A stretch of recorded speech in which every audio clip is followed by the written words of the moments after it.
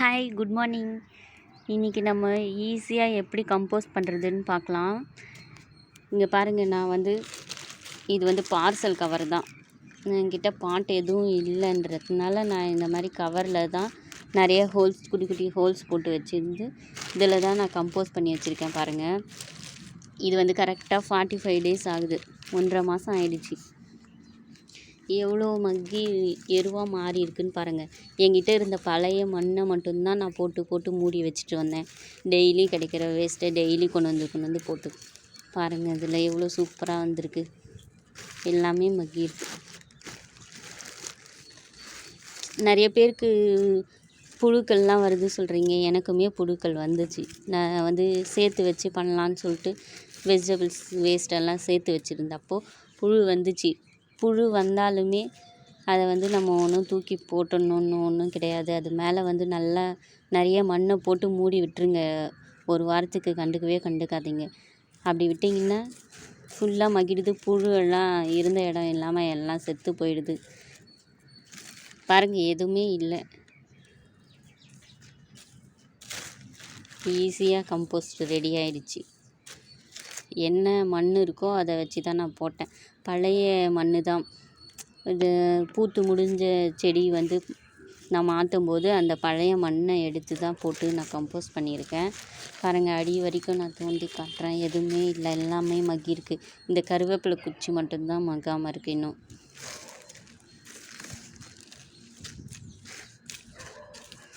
நீங்கள் கம்போஸ்ட் பண்ணும்போது புழு வந்தாலுமே ஒன்றும் கவலைப்பட தேவையில்லை. அப்படியே நீங்கள் போட்டு க்ளோஸ் பண்ணி விட்டுருங்க.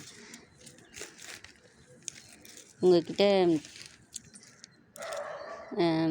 மண்புழு உரம் இருந்தாக்கா போட்டு விடுங்க. இல்லாட்டி தேங்காய் நார் இந்த மாதிரி இருந்தாலும் போட்டு விடுங்க. ஆனால் நான் வந்து சாதாரண மண் தான் போட்டு வச்சேன்.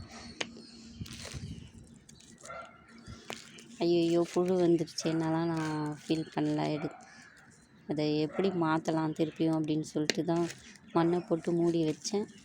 ரெடி ஆகிடுச்சு. நான் எதுவுமே இதுக்கு மேலே தெளிக்கலை. புளிச்ச மோரும் தெளிக்கலை, புளிச்ச மாவும் தெளிக்கலை. எந்த ஒரு இதுவும் நான் தெளித்து விடல. தண்ணி மட்டும் லைட்டாக ரொம்ப காஞ்சிருக்க அப்போது மட்டும் தெளித்து விட்டேன். தினமும் கூட தெளிக்கலை.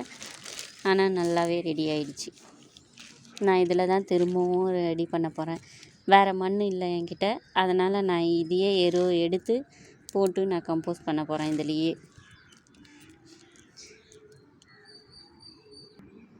இப்போ பாருங்கள், நான் இந்த கவரில் இருந்த ஃபுல்லாக எடுத்து நான் இதில் கொட்டி வச்சுருக்கேன். பாருங்கள், இதில் பாருங்கள், பூண்டு கூட முளைச்சிருக்கு போல். சூப்பராக ரெடி ஆகிருக்கு.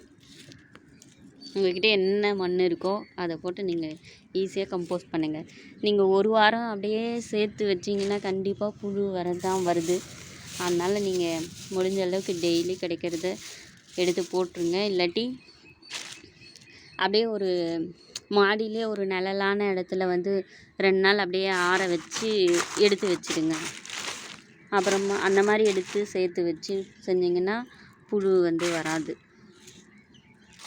ஒரு லேயர் வந்து நான் அடியில் மண் போட்டுக்கிறேன். இதே எருவை தான் போட்டுக்கிறேன். வேறு மண் இல்லை, அதனால் போட்டு இதே பேக்கில் தான் நான் செய்கிறேன்.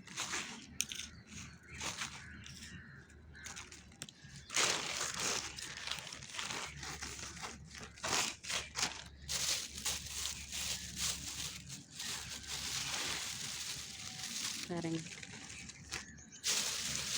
நான் வந்து இது ஒரு 3 நாளாக சேர்த்து வச்சுருக்கேன். கவரில் தான் சேர்த்து வச்சுருக்கேன்.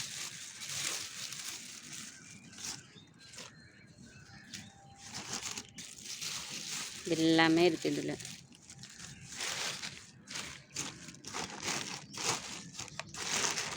அவ்வளோதான். இது ஒரு லேயர் போட்டு ஒரு லேயர் மண் போட்டு மூடிடுவேன். அவ்வளோதான். நான் உங்கள்கிட்ட காஞ்ச இலைகள் இருந்தால் சேர்த்துக்கோங்க.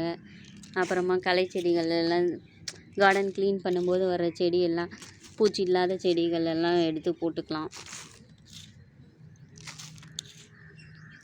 நான் வந்து எனக்கு டெய்லி நான் காலையில் வரும்போது நேற்று செஞ்சதெல்லாம் எடுத்து வச்சுருப்பேன். அதை மாடிக்கு வரும்போது எடுத்துகிட்டு வந்து மாடியில் வச்சுடுவேன்.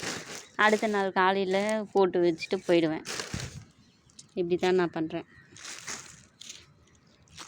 நீங்களும் இதே மாதிரி ட்ரை பண்ணுங்கள். புழு வந்தாலையும் ஃபீல் பண்ணாதீங்க. அது மேலே மண்ணை போட்டு மூடி வச்சிடுங்க. கண்டிப்பாக அது உரமாக மாறிடும். ஓகே, என் வீடியோ பிடிச்சிருந்தா லைக் பண்ணுங்கள், சப்ஸ்கிரைப் பண்ணி சப்போர்ட் பண்ணுங்கள். தேங்க்ஸ் ஃபார் வாட்சிங். Happy gardening.